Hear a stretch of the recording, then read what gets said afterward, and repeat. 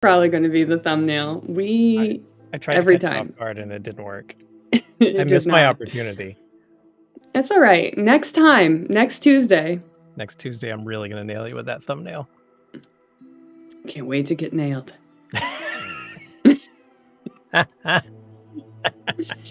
Hi, everyone. Hey, what's up, everybody? Welcome back to the Elder Elves. It's been a little bit of time. We're sorry. A little bit. We're very apologetic. Had technical difficulties, and we both took vacations, which is a thing that's totally fine and allowed in humanity because we deserve it. We do. We deserve a moment to rest our brains a little. But we had tried to get an episode out twice. We tried at least really twice. hard. We really did. And for those that are listening at home that cannot see us, there are tears in our eyes. Yeah. There's a tiny teardrop. And, I mean, I don't really cry, but I'm pretending to cry right now, and that's about as close as it comes. I like it. So. We need some claymation, little tears. Stop motion crying. Yeah. Be with you in 1 second. Hold on 1 sec. But thanks for listening, everybody. Yes. Welcome back. We're playing Tether again by Adam Baffoni. And we are, what it is a 2-person role-playing game that's story-based, where we deliver journal entries 1 week at a time. One person is in the 90s, and one person is in the nows. I'm in the nows. Miranda's in the 90s. Sure am. And you're playing a kiddo. I'm playing a child, which is not that hard for me, but, you know. It really wouldn't have been that hard for either of us. I know, it really wouldn't have. It's the writing style, though. That's it is a little challenging, and when I read it, I kind of am reading it in that voice, I guess, but it is a little difficult to keep it in that frame. It is a good challenge, though. This game can be played you could play it really quick. You could play it in a couple hours, really, if you want to even drag it out a couple hours. It just is a matter of what you want to get out of it. In this case, we are milking it for collaborating it. Yeah. Yes, but also we're both writers, and we love collaborating with each other and one-upping each other or deep diving with each other. So I think that this experience has been pretty cool to see where we began and where this is taking us. And as a lot of writers know, as you go in a story, the characters kind of go where they want. The story kind of happens where it wants to happen. But you always have some kind of idea where you want to end up or want to go. And in this case, Colin and I have no idea. We're not reading the prompts in advance. Nope. I'm not reading his stuff right as he writes it. I'm waiting till Tuesday, like you guys. He doesn't get to see my stuff until Tuesday. And we don't learn what prompts we got until Tuesdays. So we are living in the moment, writing as we go. And it's pretty cool. It's a really cool exercise. It is. I like it. I enjoy it. Mm-hmm. Do you think you can recap a little bit? It's been several weeks. It's been a bit. Let's see if I can recap. Okay. All right. A journal was found by both our characters, Jordan and Charlie. Charlie's in the 90s. Jordan is living their sick, cool life back on the East Coast, taking care of their parent, their mom. Charlie's just moved to town, doesn't have any friends, moved in with her grandparents. Yep. when they found this book. They've stumbled upon kind of a mystery about a William Cutter and what he's done or brought to the town, perhaps. We know it's some sort of horror.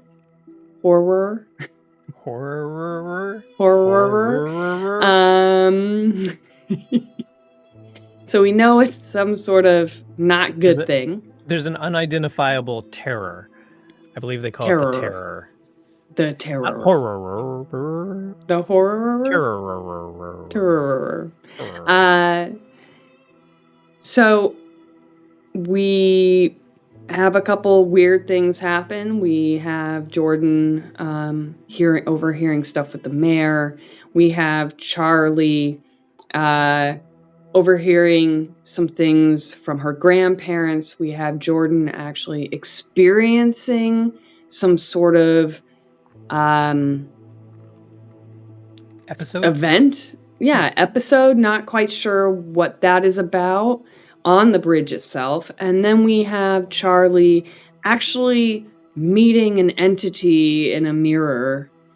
The horror and the terror. At William Cutter's house. And that's where we actually left off, with Charlie hiding underneath the covers, trying to let Jordan know what is going on, and to be careful. Because the entity had taken Charlie's image in the mirror. Mm-hmm. In the mirror. And my entry was the 4 of diamonds. Yes. And that prompt, just in case you guys forgot, because we probably did a little bit. I definitely did.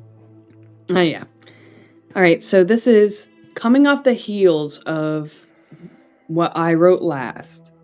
You experience an event that is almost exactly like the one that the other player has experienced during the game. What are the specifics? Why is this so strange or important? And now, dear Colin, let us slip into your DMs.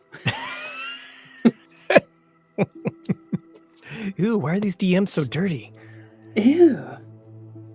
Okay.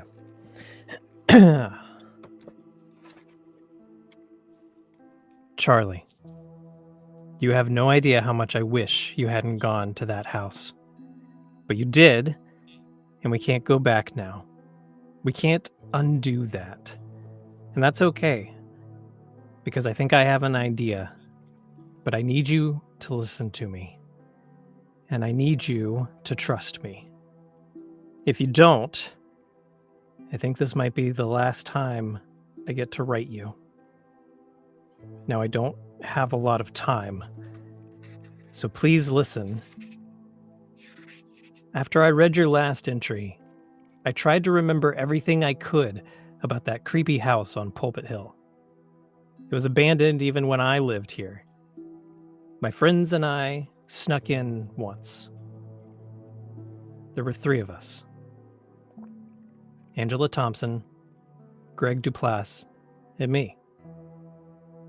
Angela died in a car accident the next year, and Greg moved away, and I lost touch with him. Still not sure what happened to him, but we used to be best friends when we were here and when we were in the house. The 3 of us were drinking in the living room. Wow, it looks like I wrote rotting room. Handwritten stuff, man. Handwritten stuff. The 3 of us were drinking in the living room, laughing and telling stories. That's when the upstairs lights clicked on. We all screamed and ran. We must have been half a mile away before we looked back. And when we did, the house didn't even have a second floor. But there was definitely stairs leading somewhere inside the dead house. We all ran back to my house, screaming and freaked out. Mom was furious. Not because we had been drinking, but because we had been at the old Cutter place. I was grounded for the rest of this school year. She and I never talked about it after that, except that when she was younger, someone had been found soaking wet and drowned to death in that place. So it was beyond off limits. Mom has been sick lately. That's why I came home. And she's been getting worse. So I wasn't sure if she would remember much. She and I had always been close. We had to be, since it was just us. My dad had left when I was very young. Just gone in the middle of the night. After he and my mother had had a fight. So it had been just her and I for such a long time. When we found out she had Parkinson's 5 years ago, it was like watching those memories break and fade away. It was hard, so I stayed away longer. I regret that now. Because if I had been here, maybe what happened next never would have happened. I asked Mom about the Cutter house. For a long while, she stared off into space, like she does when the disease clouds up her mind and she can't think clearly. Then she blinked and sat her tea down and said, very calmly, "I can do better than tell you about William Cutter's house. I can show you." Then she led me upstairs, past the family pictures hanging on the wall, and into her bedroom. I asked what we were doing, and she told me about how she went to the antique store 5 years ago. It must have been right before her diagnosis. She told me how she had been walking around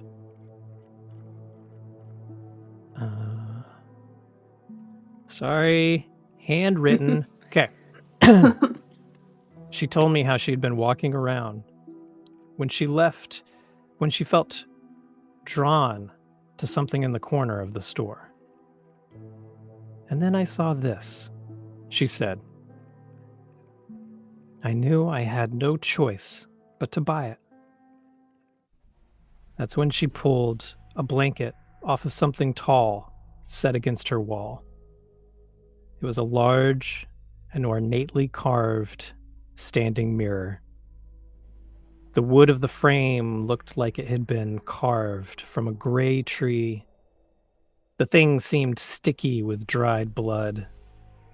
It was covered in carvings and symbols. I didn't recognize a lot of them, but I did recognize the swastika, the shape the Nazis used in World War II. As soon as Mom showed it to me, the room went cold. Our reflections seemed different, and my heart started beating faster. In our reflections, Mom was smiling. I was laughing with a wide mouth. I turned to her, but she wasn't smiling like in the mirror. Her fingers were dug into her eye sockets, the liquid from them now running down her cheeks. Behind where her eyes had once been, there was now only darkness. I stepped back, caught my breath, and looked back at the mirror. My mother was gone, and my reflection's eyes were now black.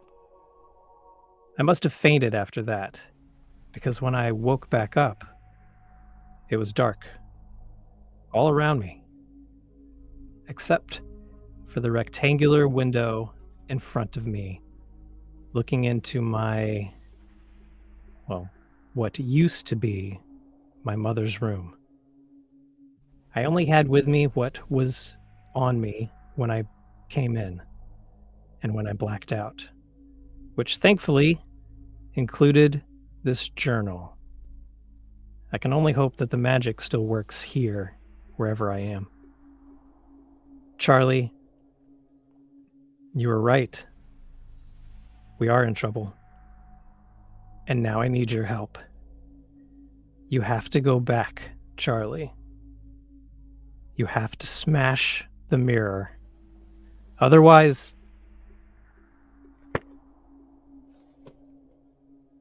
And that's the end of the entry.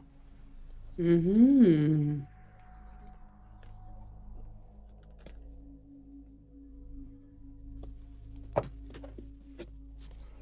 For those at home, I actually take little notes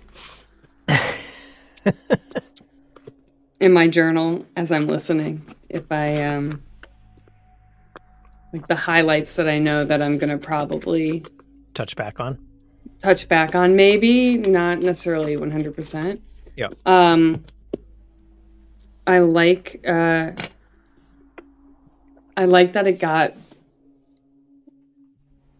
it got real dark real quick.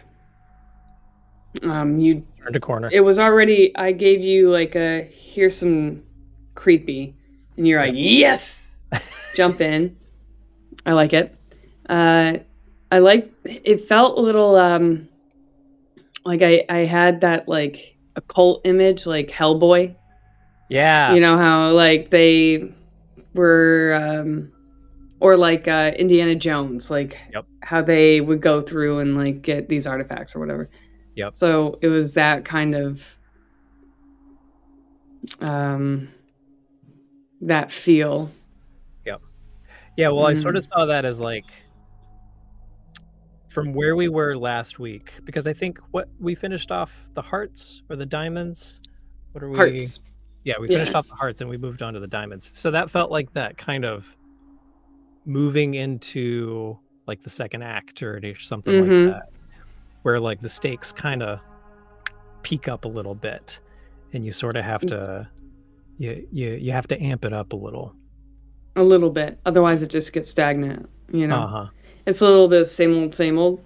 Because there was a good amount of like, oh, this is cute, time difference, 90s weren't they quaint, and then it was like, oh shit, there's something in the mirror, that's terrifying. And then I think after that everything's uphill. Yeah, and I'm in the mirror, or am I?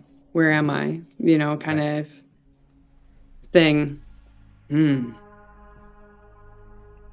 And also, you know, now, because I was trying to think of like what would make this a little bit more sci-fi than just horror or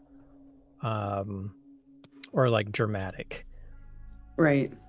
And I thought it'd be a cool idea to be like, okay, so you gave me this mirror thing, which was super cool and spooky.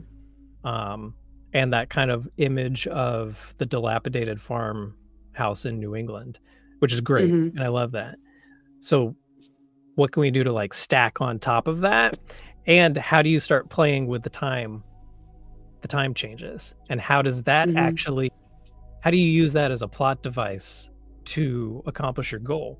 If we even get to accomplish our goal. We may end up writing at this. This is going to be an interesting challenge for her. Well, and me writing it, but like for her, because we look at her as a person. She has to either, you know, here's this mirror. She doesn't know where it is.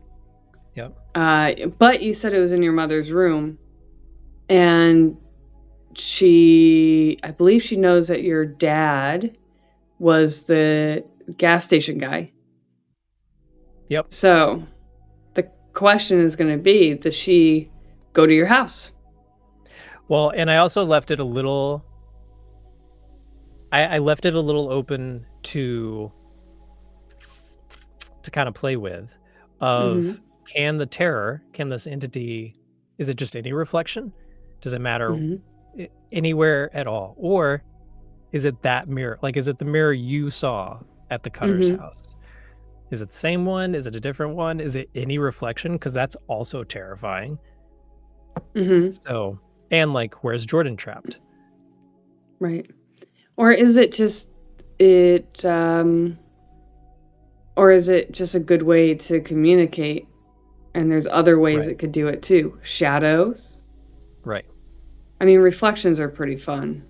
Reflections are always creepy because you could be looking in the window and then you see a reflection and then you look and there's nothing. Reflections are always a fun horror element that I enjoy when it's utilized a lot, or utilized at all, I guess. Creepy houses, like when you think of It. Yeah. Like any creepy house, like has always dilapidated houses, dilapidated barns, that kind of stuff. Buildings in general that have fallen in disrepair are always like a horror setup, you know? We have horror. We have industrial buildings by us that are just completely, you know, gone pretty much. They haven't had anybody in them, and even those are great plot devices, you know. So it'll be interesting to see where we go with it. What we got. Yeah. What is the prompt that I'm going to have to write from that? Oh, here. Do you want to do it? Let's do it. Yeah, let's find out. Okay. We got 8 minutes. We do. Yeah, we got to keep it to 29 minutes 59 seconds because it's easier to restream it. We're learning this stuff. Okay. Okay. Here we go ahead. He's pulling my card. On your card. It is a 6 of diamonds. 6 of diamonds. All right. Oh. Something is found just outside of town. What is it? Is it something that had gone missing? Or something entirely new? Oh. Why does it shock everyone in town?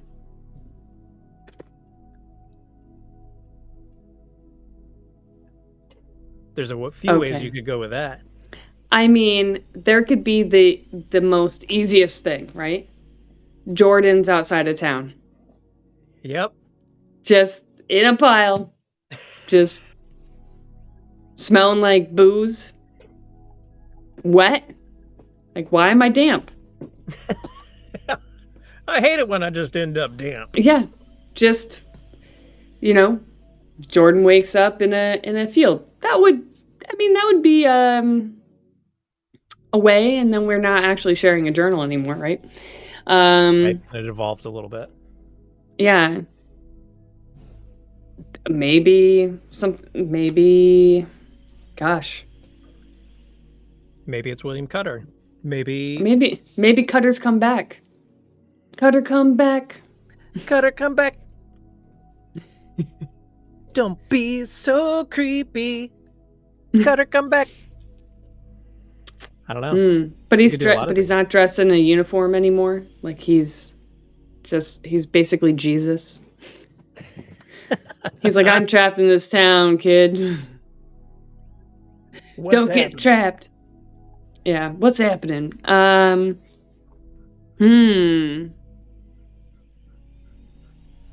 weird. What am I going to do? A lot of opportunity.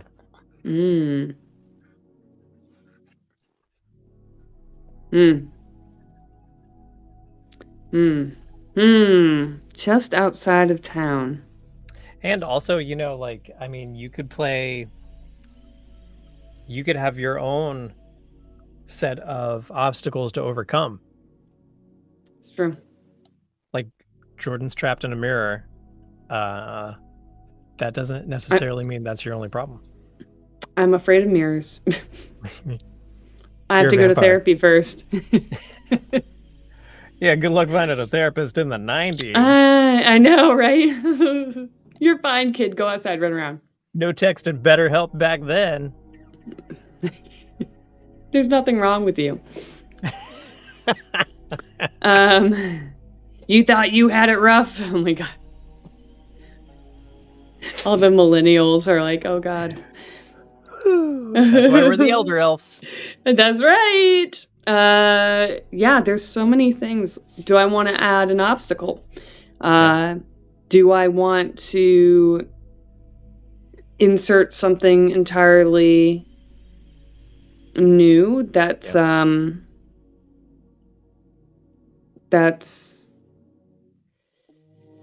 missing or something new? Why does it shock? All right, so it has to shock everyone in town too. I mean, it could be anything. It could be. Or it could be literal nothing. Santa. Yep, Santa comes to town. Oh my God. It's something summer. new. Something is found just outside of town. A new Starbucks. A Starbucks has opened up. It's the first building that's gone up. What is it? You can't be... Someone's bought the plot, like, right outside of town. They're like... What is it? What is the highway crew? They're like bulldozing through. They're like making a new road, and they're like, oh, we didn't know there was a town here. Your prompt is just super practical. They're like, hey, so you guys didn't get the notice? We're actually going to flood your town. We're going to make a new reservoir, like the Quabbin. Oh, no. Yeah. Charlie gives up on Jordan and just goes and deals with, like, the town's infrastructure problems. She runs for mayor, gets it. We're leaving things the way they are. We don't want your shopping malls around here. You know what the terror is? The terror is aging plumbing and everyone getting like poisoning. We got to fix that before it becomes an issue. We like the iron in our pipes and in our paint. Damn it. We like the lead there. Don't tell us we got to repaint. That Radio Shack isn't welcome here. We got Billy Bob's Hardware. There's a Blockbuster right outside of town. That's a new thing. Oh man, they just ran phone lines. It's like no longer the little like rotary phones. It's actually like a real dial tone now. Maybe it's even further back. There's like some lady named Peggy on the other end that's like, hold on, I'll send you over to Jeff's house. Tell him I said hi. Hey, can I get Chester 5992? Okay. There's a lot of options, silly ones or real ones, but you can find out what Miranda picks next week on the Elder Elves, where we will stream live on Twitch and YouTube, and then the next day we'll have some video up for demand and on your podcast apps.